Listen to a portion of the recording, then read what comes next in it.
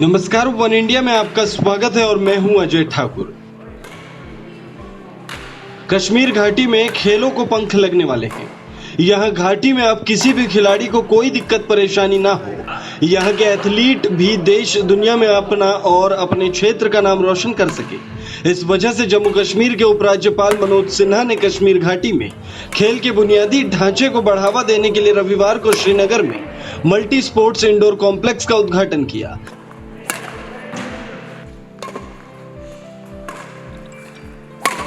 निश्चित तौर पर स्पोर्ट्स कॉम्प्लेक्स के उद्घाटन की वजह से यहां के बच्चों को काफी ज्यादा फायदा होने वाला है।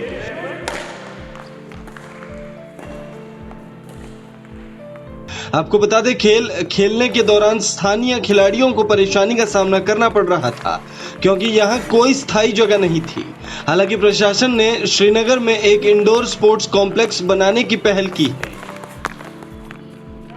जिसके बाद खिलाड़ियों की खुशी का ठिकाना नहीं है क्योंकि वे अब सर्दियों के दौरान भी अभ्यास करना जारी रखेंगे।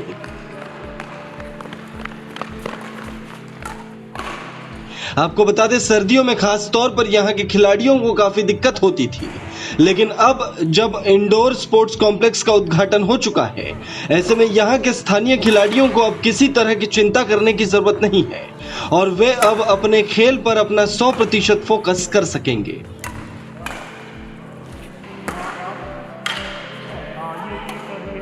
स्पोर्ट्स कॉम्प्लेक्स के उद्घाटन होने से यहां के बच्चों को क्या फायदा होगा और इसके नहीं होने से क्या नुकसान हो रहा था, इस पर बात करते हुए उमर, जो बच्चों को जूडो सिखाते हैं, उन्होंने बताया कि कैसे इससे पहले जहां वो बच्चों को सिखाते थे वहां कितनी परेशानी आती थी, न सिर्फ इन्हें बल्कि बच्चों को भी।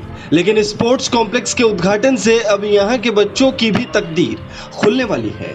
सुनिए कोच ने क्या कुछ कहा।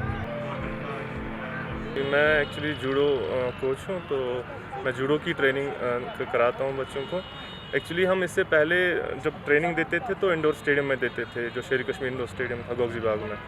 तो वहाँ पे एक्चुअली एक ही हॉल में हम कम से कम 7-8 इवेंट्स कराते थे। जूडो भी होता था, किक बॉक्सिंग भी होती थी, वुशो भी होता था, ताइक्वांडो भी होता था, बॉक्सिंग भी, वेट लिफ्टिंग भी, बैडमिंटन भी। तो एक ही हॉल में हम बहुत सारे वहाँ पे प्रैक्टिस करते थे। उस वजह से डिफ़िकल्टी बहुत आती थी, तो वॉशरूम्स पे भी लोड बहुत होता था।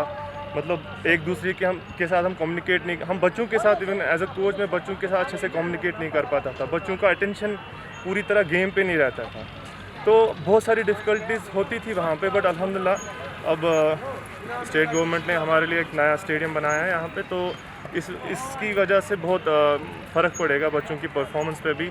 एक अलग हॉल मिला है हमें जूडो को, तो इंशाल्लाह आई होप कि हम अच्छे से प्रैक्टिस कर पाएंगे यहाँ पे और यहाँ से मेडलिस्ट निकालेंगे। टैलेंट बहुत ज़्यादा है क्योंकि ये हाई ऑल्टीट्यूड पे है। हम कश्मीर अगर देखा जाए तो ये एक एडवांटेज मिलता है हमें जब हम लोअर रीजन्स में जाते हैं। हमारा स्टेमिना बहुत ज़्यादा हाई होता है as compared to the people who are living in sub regions like Delhi वगैरह में।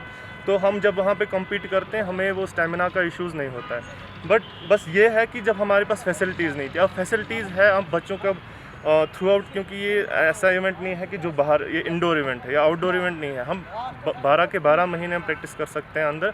तो हमें इंशाल्लाह बच्चों को अच्छे से जब प्रैक्टिस कराएंगे तो इंशाल्लाह फ़ायदा होगा ही होगा इंशाल्लाह।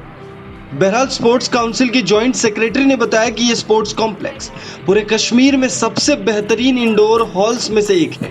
साथ ही उन्होंने कहा कि कश्मीर घाटी में टैलेंट की कोई कमी नहीं है और स्पोर्ट्स कॉम्प्लेक्स के खुलने से यहाँ के बच्चों को खूब फायदा मिलने वाला है।